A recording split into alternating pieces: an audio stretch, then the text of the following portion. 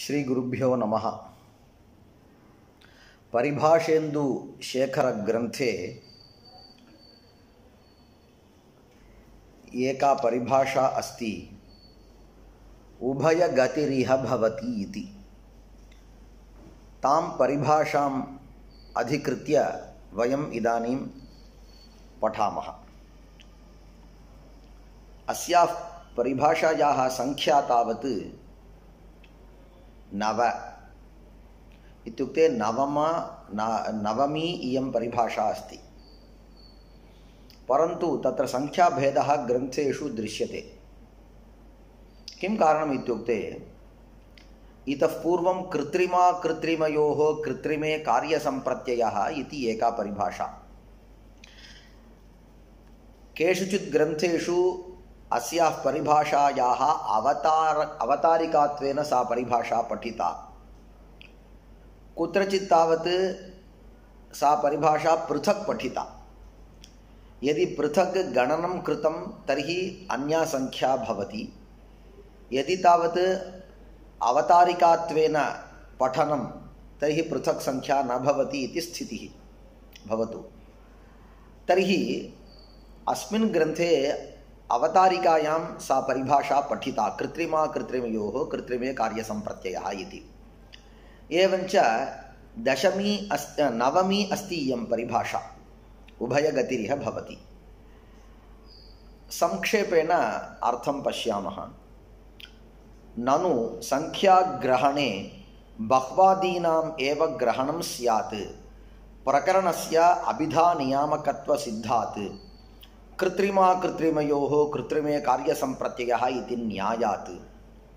अस्ति च प्रकृते बह्वादीनां संख्यासंज्ञाकृता इति ज्ञानरूपं प्रकरणं, न तु लोकप्रसिद्ध एकद्व्यादीनाम् इति पर्यन्तम् अवतारिका। कश्चन आक्षेपः कुत्र इत्युक्ते संख्यायाः अतिशदन्तायाः इति एकं सूत्रम्। तेन सूत्रेण कन् इति एकः प्रत्ययः भवति। कस्मात् कन् प्रत्ययः भवति इति प्रश्ने संख्यायाः इति अस्ति। एवञ्च संख्यावाचकं यत् प्रातिपदिकं तस्मात् कन् प्रत्ययः भवति, संख्यायाः कन् इति। परन्तु सर्वेभ्यः अपि संख्या प्रातिपदिकेभ्यः कन् भवति वा इति प्रश्ने समनन्तरम् एव सूत्रकारः वदति अतिशदन्तायाः इति। प्रथमं पश्यन्तु, संख्यावाचकेभ्यः कन् इत्युक्ते पञ्चन् इति अस्ति नकारान्तं संख्यावाचकं। यदा कन् प्रत्ययः तदानीं पञ्चकम् इति भवति। तदनन्तरं तावत् षष्कं षट्कम् इति भवति, सप्तकम् इति भवति, दशकम् इति भवति। सर्वत्र कन् प्रत्ययः भवति। तद्वत् 20 शब्दः अस्ति। तर्हि 20 शब्दात् परत्र कन् शब्दः भवति वा इति जिज्ञासा। तद्वत् 50 इति भवति, तत्रापि 50 इति संख्यावाचकत्वात् कन् प्रत्ययः भवति वा इति जिज्ञासा।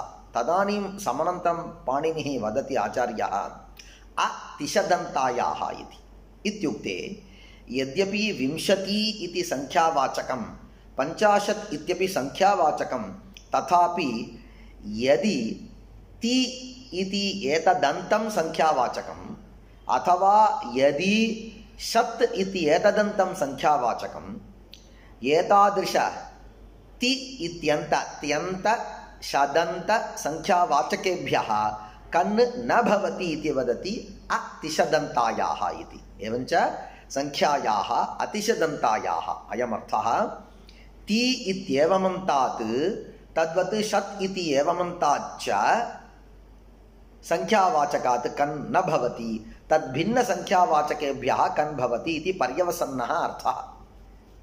एवञ्च 50 इत्यत्र कन् न भवति, तद्वत् 20 इत्यत्रापि कन् न भवति इति तस्य सूत्रस्य सम्पूर्णः अर्थः भवतु।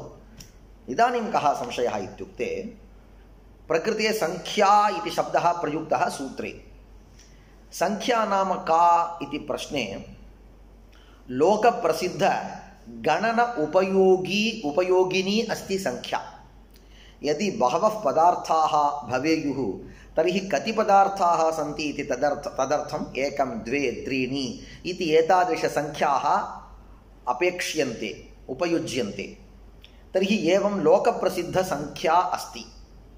लोकप्रसिद्धसङ्ख्या नाम केनापि स्वप्रयत्नेन न कृता, स्वतः एव सिद्धा। यदा कश्चन तावत् स्वप्रयत्नेन कृतः सः कृत्रिमः इत्युच्यते। यदा प्रयत्नेन न कृतः सः अकृत्रिमः इत्युच्यते। इदानीं लोकप्रसिद्धसङ्ख्याः कथं सन्ति इति पृष्टे अकृत्रिमाः सन्ति। 1 2 3 इत्यादयः अकृत्रिमाः सन्ति। शास्त्रे अन्या काचन संख्या इति अस्ति। तदर्थम् एकं सूत्रमस्ति, बहुगणवतुडति संख्या इति अस्ति। पाणिनिः वदति, अस्माकं व्याकरणशास्त्रे बहुगणवतुडति इति एतेषां चतुर्णां, बहुगण इति तावत् प्रसिद्धं, वतुडति इति तावत् प्रत्ययो, एतेषां चतुर्णामपि संख्या इति नाम इति पाणिनिः वदति। तर्हि इदानीं पश्यतु, बहुगणवतुडति इति संख्या संज्ञासूत्रम्, एवञ्च शास्त्ररीत्या एतेषां चतुर्णां संख्या इति नाम, लोकरीत्या तावत् 1 2 3 इत्यादीनां संख्या इति नाम, सूत्रे विधिसूत्रे संख्यायाः अतिशदन्तायाः कन् इति विधिसूत्रे संख्या इति शब्दः प्रयुक्तः। तर्हि तस्य संख्या इति शब्दस्य बहुगणवतुडति इति एते 4 वाच्यार्थाः इति स्वीकर्तव्यम्, अथवा लोकप्रसिद्ध 1 2 3 इत्यादि एते शब्दाः ग्राह्याः, वाच्यत्वेन ग्राह्याः इति संशयः आगतः। इदानीं यदि वक्तव्यं, बहुगणवतुडति संख्या इति या संख्या विद्यते सा तावत् कृत्रिमा संख्या, लोकप्रसिद्धा अकृत्रिमा संख्या। संख्यायाः अतिशदन्तायाः कन् इत्यादि संख्या शब्देषु, संख्या शब्देषु प्रयुक्तेषु कृत्रिमा संख्या ग्राह्या उत अकृत्रिमा इति संशयः। इदानीं पूर्वं कृत्रिमा नाम का, अकृत्रिमा नाम का इति उक्तवान्, अतः इतः परं पुनः वक्तव्यस्य आवश्यकता नास्ति, इति उपरि झटिति गच्छामि इति संशयः। तदानीं सामान्यतया कथम् अस्माकं कथं वा अभिप्रायः स्यात् इत्युक्ते, कृत्रिमा एव संख्या ग्राह्या इत्येव अस्माकम् अभिप्रायः। किं कारणम् इत्युक्ते, पश्यतु, अस्मिन् शास्त्रे विशेषेण एतेषां चतुर्णां संख्या इति संज्ञा कृता। अतः अस्मिन् शास्त्रे यदा संख्या इति उच्यते तदानीम् एते 4 एव ग्राह्याः। किं कारणं? प्रयत्नपूर्वकं कृतं विद्यते। यदि लोकप्रसिद्धसंख्या ग्राह्या, किमर्थं वा पाणिनिः पूर्वं एतादृशं सूत्रं कुर्यात्? सः कृतवान् इति कृत्वा एतदेव ग्राह्यं। तत्र किं प्रमाणम् इत्युक्ते, अस्माकम् एवं व्यवहारः विद्यते। यदा एकः शब्दः नानार्थकः अस्ति तदानीं कः अर्थः ग्राह्यः इति संशये तस्य प्रकरणस्य अनुकूलः यः अर्थः अथवा तेन प्रकरणेन सम्बद्धः यः अर्थः विद्यते स एव अर्थः ग्राह्यः इति अस्माकं लोकव्यवहारः अनुभवः अस्ति। कुत्र? सैन्धवशब्दः, तस्य तावत् लवणम् इत्यपि अर्थः, अश्वः इत्यपि अर्थः। कश्चन तावत् भोजनं कुर्वन् आस्ते, सः सैन्धवमानय इति स्वस्य परिवेषकं प्रति वदति। तदानीं सः यद्यपि सैन्धवशब्दस्य 2 अर्थौ, तथापि यः परिवेषणं करोति सः किं चिन्तयति, इदं भोजनप्रकरणं, यद्यपि सैन्धवशब्दस्य अश्वः लवणम् इति 2 अर्थौ, तथापि भोजनप्रकरणेन सम्बद्धः अर्थः लवणमेव इति निश्चित्य झटिति लवणमेव आनयति, अश्वं न आनयति। किमर्थं न आनयति इति पृष्टे, तत् प्रकरणं भोजनप्रकरणं शब्दस्य अर्थं तावत्, शब्दस्य यद्यपि 2 अर्थौ तथापि तत् प्रकरणम् एकम् अर्थं नियमयति। इत्युक्ते अश्वरूपम् अर्थं तावत् व्यावर्तयति। एवञ्च स्वतः एव अश्वरूपस्य अर्थस्य व्यावृत्तत्वात् स्वतः एव लवणरूपम् अर्थं स्वीकृत्य अयं परिवेषकः लवणम् आनयति। तद्वत् तेन किं जातं, प्रकरणम् अभिधा नियामकम् इति जातम्। अत्र संख्यायाः अतिशदन्तायाः इत्यत्र संख्याशब्दः प्रयुक्तः। संख्याशब्दस्य कृत्रिमरूपः अर्थः अकृत्रिमः रूपः अर्थः इति द्वौ अर्थौ। तथापि इदं व्याकरणशास्त्रे पठ्यते, आचार्यपाणिनिना पठ्यते। आचार्यपाणिनिः तावत् पूर्वमेव संख्या इति संख्या नाम का इति अर्थम् उक्तवान्, बहुगणवतुडति संख्या इति। एवञ्च इदं व्याकरणप्रकरणम् इति कारणात् संख्यायाः इत्युक्ते शास्त्रप्रसिद्धायाः कृत्रिमायाः एव संख्यायाः अर्थात् बहुगणवतुडति इत्येतेषां चतुर्णामेव ग्रहणं स्यात्। तर्हि संख्यायाः कन् इत्युक्ते एतेभ्यः चतुर्भ्यः कन् इत्येव किल अर्थस्य पर्यवसानं भवति, तदेव किल न्याय्यम् इति अस्माकं प्रथमम् एवं भवति अस्माकं मनसि। तद्वदति ननु संख्याग्रहणे बह्वादीनाम् एव ग्रहणं स्यात् प्रकरणस्य अभिधानियामकत्वसिद्धात्। प्रकरणम् अभिधानियामकम् इति सिद्धं, तस्मात् किञ्च अन्यः अपि न्यायः विद्यते। कः न्यायः? कृत्रिमाकृत्रिमयोः कृत्रिमे कार्यसम्प्रत्ययः इति एकः न्यायः अस्ति। न्यायः किमर्थम् इत्युक्ते सामान्यतया एतत् सदृशाः कार्याः एतत् सदृशकार्याणि एवमेव कर्तव्यानि इति तद्बोधनार्थं यः सामान्यनियमः विद्यते सः न्यायः इत्युच्यते। कः न्यायः? कृत्रिमाकृत्रिमयोः कृत्रिमः एकः अर्थः विद्यते, अकृत्रिमः लोकप्रसिद्धः अपि एकः अर्थः विद्यते, अथवा कृत्रिमः एकः शब्दः अस्ति, अकृत्रिमः अपि एकः शब्दः अस्ति। उभयोः मध्ये कः ग्राह्यः इति प्रश्ने कृत्रिमः एव ग्राह्यः इति सा परिभाषा वदति, सः न्यायः वदति। कृत्रिम अकृत्रिमयोः कृत्रिमे कार्यसम्प्रत्ययः। कार्यसम्प्रत्ययः इत्युक्ते कार्यज्ञानम् इत्यर्थः। कृत्रिमरूपे अर्थे अथवा कृत्रिमरूपे शब्दे एव कार्यज्ञानं भवेत् इति वदति। किं कारणम् इति पृष्टे प्रयत्नसिद्धं, पृथक् प्रयत्नम् आश्रित्य विशेषेण तत्कार्यं कृत्रिमः कश्चन अर्थः कृतः, कृत्रिमः कश्चन शब्दः कृतः। यदि प्रयत्नपूर्वकं कश्चन कृतः तर्हि स एव किल ग्राह्यः। यदि सः त्यज्यते तर्हि किमर्थं सः तत् कुर्यात् एकः।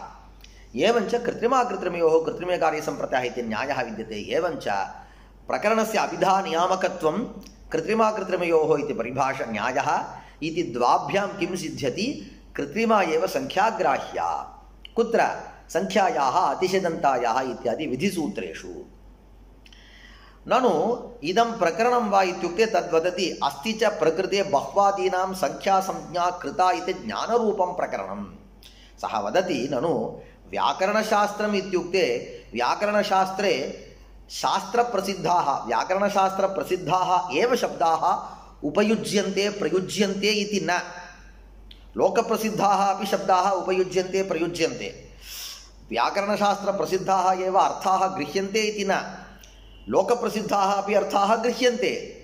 तर्हि इदं व्याकरणशास्त्ररूपं प्रकरणम् इति कथं वा त्वया उच्यते इति प्रश्नः। तदानीं वदति सत्यं, तथापि तत्र विशेषः कश्चन विद्यते। कः इत्युक्ते पृथक् आचार्यः स्वप्रयत्नम् आदाय बहुगणवतुडतिसंख्या इति एकं सूत्रं कृतवान् इति मम ज्ञानमस्ति। तादृशज्ञानपूर्वकं यः व्याकरणं पठति सः पूर्वं सर्वं अवगच्छति किल। किम् अवगच्छति? इतः पूर्वं बहुगणवतुडतिसंख्या इति सूत्रं कृतम् इति तादृशज्ञानपूर्वकमेव अन्यत् सूत्रं, किं सूत्रं? संख्यायाः अतिशदन्तायाः इति सूत्रं पठेत्। एवञ्च यदा यदा संख्यायाः अतिशदन्तायाः इति सूत्रं पठति तदानीं झटिति तत् सूत्रं स्मरति। किं सूत्रं? बहुगणवतुडतिसंख्या इति संज्ञासूत्रं स्मरति। एवञ्च तादृशं ज्ञानरूपं प्रकरणमस्ति। एवञ्च ज्ञानरूपं प्रकरणं किं? बह्वादीनां संख्या इति संज्ञा कृता इति तादृशजागरूकता विद्यते किल, तदेव प्रकरणमित्युच्यते। तादृशजागरूकतायाः विद्यमानत्वात् जागरूकता नाम ज्ञानमेव ज्ञानरूपं प्रकरणं विद्यते इति कारणात् झटिति अस्माकं बुद्धिः संख्यायाः अतिशयदन्तायाः इत्यत्र संख्या इत्युक्ते बहुगणवतुडति इति चतुर्णामेव ग्रहणं कुर्यात्। किं न कुर्यात् न तु लोकप्रसिद्ध एकद्व्यादीनां यदा वा भोजनप्रकरणे सैन्धवमानय इत्यत्र तस्य परिवेशकस्य लवणरूपः अर्थः स्मृतौ तत्र जातः उत्पन्नः तदानीं झटिति अश्वादयः निवर्तन्ते अथवा अश्वादीनाम् अर्थानां प्राप्तिरेव न भवति। तद्वत् एव अत्रापि इति वदति। एतत् सर्वम् अवतारिका वाक्यम् अस्ति च प्रकृते बह्वादीनां संख्यासंज्ञा कृता इति ज्ञानरूपं प्रकरणं न तु लोकप्रसिद्ध एकद्व्यादीनाम् इति प्रश्नः आक्षेपः इत्यत आह। परन्तु अयम् आक्षेपः अस्माकं शास्त्रे सिद्धान्तत्वेन न स्वीक्रियते। अतः आह इत्युक्ते एतादृशवादं निराकर्तुमेव आह वदति। किम् एतत् इत्युक्ते उभयगतिरिह भवति। उभयगतिरिह भवति इति प्राचीनपरिभाषा, प्राचीनव्याकरणशास्त्रे विद्यमानपरिभाषा। सा परिभाषा अत्र अस्माकं शास्त्रे आद्रियते, पाणिनिव्याकरणे आद्रियते। उभयगतिः इह भवति। उभयोः गतिः उभयगतिः। उभयोः नाम द्वयोः। द्वयोः नाम कयोः इत्युक्ते इदानीम् अस्मिन् सन्दर्भे कृत्रिमस्य अकृत्रिमस्य च विषये विचारः कृतः इति कारणात् उभयोः नाम कृत्रिम अकृत्रिमयोः उभयोः अपि गतिः नाम ज्ञानम् इह इत्युक्ते अस्मिन् व्याकरणशास्त्रे भवति सम्भवति। इत्युक्ते भोजनप्रकरणे तावत् सैन्धवम् इत्युक्ते एकस्य एव अर्थस्य गतिः प्रतीतिः भवतु नाम यात्रायां तावत् सैन्धवमाने इत्युक्ते केवलम् अश्वस्य प्रतीतिः भवति, लवणस्य प्राप्तिरेव न भवतु नाम। परन्तु तथा अस्मिन् शास्त्रे न कर्तव्यं। किं कारणम्? अत्र लोकव्यवहारम् आश्रित्य शास्त्रीयं विशेषव्यवहारम् अपि आश्रित्य तदुभयम् आश्रित्य व्यवहारः क्रियते व्याकरणशास्त्रे प्रक्रियादिषु। एवञ्च उभयोः अपि ज्ञानम् आवश्यकम् इति वदति। उभयगतिः इह भवति। तर्हि किं जातं? संख्यायाः अतिशदन्तायाः इत्यत्र संख्या इत्युक्ते लोकप्रसिद्धसंख्या अपि ग्राह्या, शास्त्रप्रसिद्धसंख्या अपि ग्राह्या।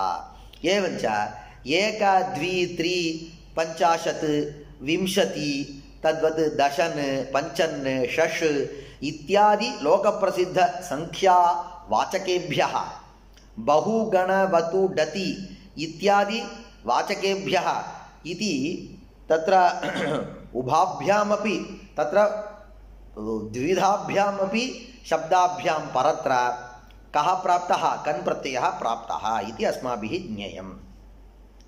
इह शास्त्रे संख्यायाः अतिशदन्तायाः इति निषेधः अस्याः ज्ञापकः इत्युक्ते एवं भवतु, एवमर्थः भवतु। इयं परिभाषा प्राचीनपरिभाषा किल? प्राचीनपरिभाषा कथं वा व्याकरणशास्त्रे अङ्गीक्रियते? प्राचीनशास्त्रे विद्यमाना सर्वा अपि परिभाषा गृह्यते वा? सर्वमपि वाक्यम् अस्माभिः, विधिवाक्यम् अस्माभिः स्वीक्रियते वा इति प्रश्नः। तदानीं वदति तत्र ज्ञापकं किमपि विद्यते वा? प्राचीनवाक्यम् अस्माभिः ग्रहीतुं शक्यते इति किमपि ज्ञापकमस्ति वा?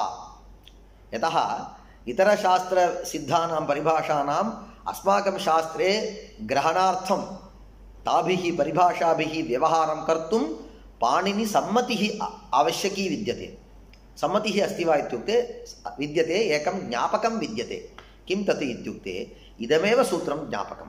किं सूत्रं? संख्यायाः अतिशदन्तायाः। कथं ज्ञापनं भवति? पश्यतु, तत्र त्वया अवतारिकायां यः विषयः उक्तः सः तावत् लोकप्रसिद्धः।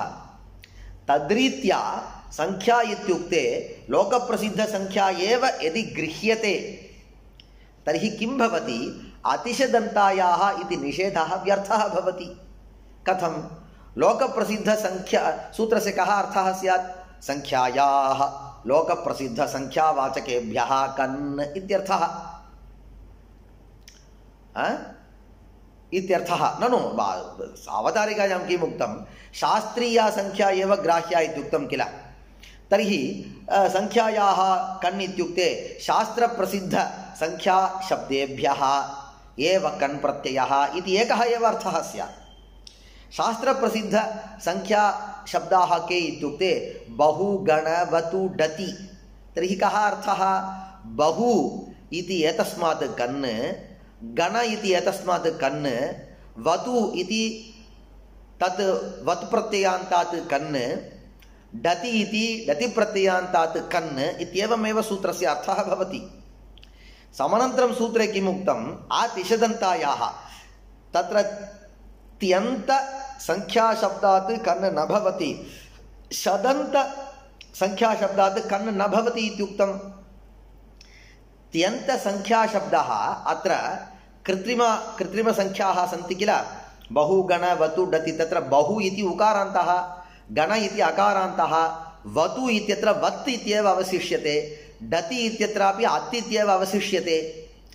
प्रयोगे तावत् वतु डति इत्यत्र उकारः न श्रूयते, डति इत्यत्रापि इकारः न श्रूयते, डकारः अपि लुप्यते।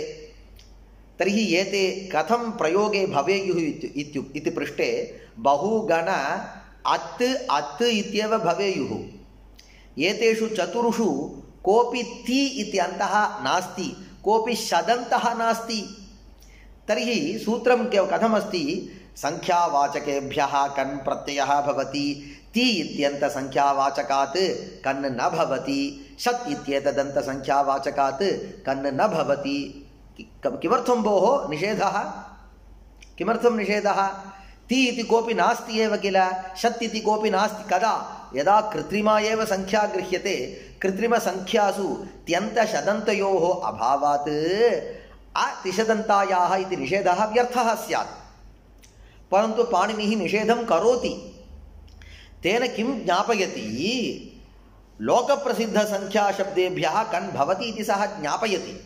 इदानीं चिन्तयन्तु, संख्याशब्देन यदि लोकप्रसिद्धाः गृह्यन्ते, लोकप्रसिद्ध 1 2 3 इत्यादिषु पश्यन्तु, ति इत्यन्तः संख्याशब्दः अस्ति। कुत्र? 25 विंशति इति ति इत्यन्तः। शदन्तः अस्ति 50 इति। एवञ्च सूत्रस्य इदानीम् अर्थं पश्यन्तु, संख्यावाचकेभ्यः कन् भवति, परन्तु त्यन्तसंख्यावाचकेभ्यः शदन्तसंख्यावाचकेभ्यः कन् न भवति। एवञ्च संख्यायाः इत्यंशेन 20 इत्यत्र 50 इत्यत्रापि कन् प्राप्तः, प्राप्तस्य कन् प्रत्ययस्य निषेधः क्रियते आतिशदन्तायाः इति। इदानीं सूत्रार्थः सम्पन्नः भवति, उचितः भवति। एवञ्च अतिशदन्तायाः इति निषेधः व्यर्थः भवति। कदा? संख्याशब्देन यदा कृत्रिमा एव संख्या गृह्येत व्यर्थः भवति। यदि सः निषेधः चरितार्थः स्यात् तर्हि किं कर्तव्यं? संख्याशब्देन लोकप्रसिद्धसंख्या अपि ग्राह्या। तर्हि किं जातम्? अतिशदन्तायाः इति कथनेन पाणिनिः किं ज्ञापयति? प्राचीना परिभाषा उभयगतिरिः भवति इति काचन परिभाषा, सा परिभाषा मम शास्त्रे इष्टा इति सः ज्ञापयति। एवञ्च सा परिभाषा यदि अत्र प्रवर्तते तर्हि संख्यायाः इत्यत्र संख्याशब्देन उभयोः अपि ग्रहणं भवति। तत्र उभयविध कृत्रिम अकृत्रिम उभयविध संख्यावाचकेभ्यः कन् प्रत्ययः सामान्यतया प्राप्तः, उत्सर्गतः प्राप्तः, परन्तु तेषां संख्यावाचकानां मध्ये त्यन्तशदन्तसंख्याशब्देभ्यः कन् निषिध्यते इति सूत्रं सम्पूर्णं भवति। अतः संख्यायाः अतिशदन्तायाः कन् इति सूत्रे अतिशदन्तायाः इति निषेधः एव अस्याः परिभाषायाः ज्ञापकः भवति इति वदति।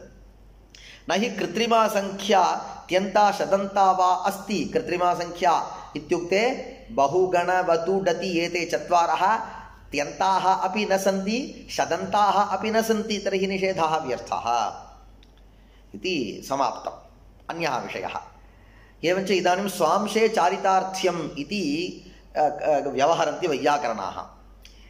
पाणिनिसूत्रे यत् तावत् परिभाषायाः ज्ञापकं भवति तस्मिन् अंशे सा परिभाषा यदि प्रवर्तेत तर्हि स्व अंशे चारितार्थ्यं, तस्याः परिभाषायाः चारितार्थ्यम् इति वदेयुः। इदानीं पश्यन्तु संख्यायाः अतिशदन्तायाः इत्यत्र अतिशदन्तायाः इति निषेधेन उभयगतिरिह भवति इति सा परिभाषा सिद्धा। सा परिभाषा कुत्र प्रवर्तते इत्युक्ते संख्यायाः अतिशदन्तायाः इति सूत्रे एव प्रवर्तते। प्रवृत्तत्वादेव संख्याशब्देन कृत्रिमा अकृत्रिमा अपि संख्या गृहीता। एच स्वांशे चारितार्थ्यं विद्यते अस्याः परिभाषायाः।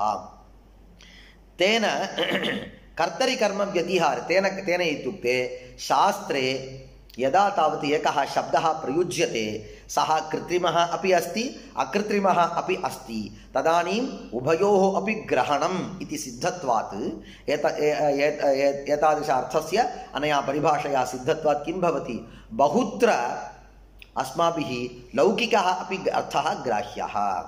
कुत्र कर्तरि कर्म व्यतिहारे इति एकं सूत्रं। तत्र कर्म इति एकः शब्दः।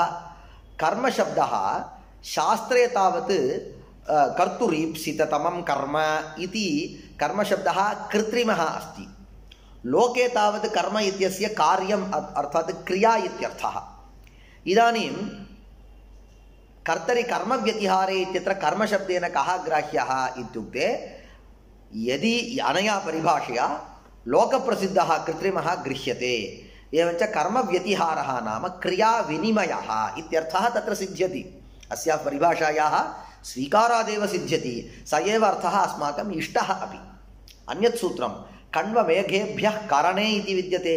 तत्र करणशब्दः शास्त्रे एकं सूत्रं विद्यते तत्र साधकतमं करणम् इति विद्यते।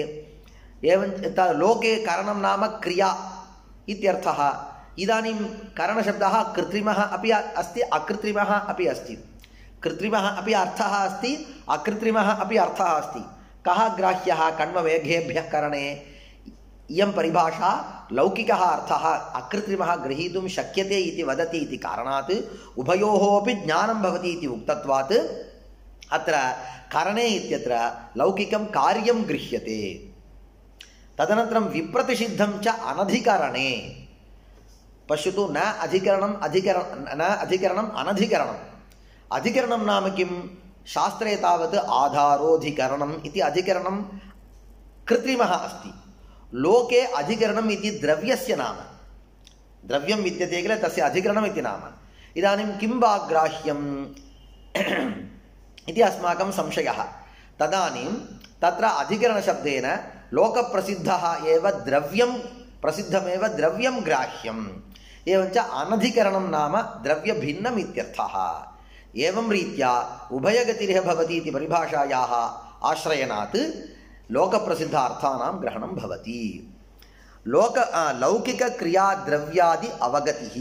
लौकिकक्रियायाः अवगतिः कुत्र भवति कर्मव्यतिहारे इत्यत्र तद्वत् कर्ममेघेभ्यः करणे इत्यत्रापि।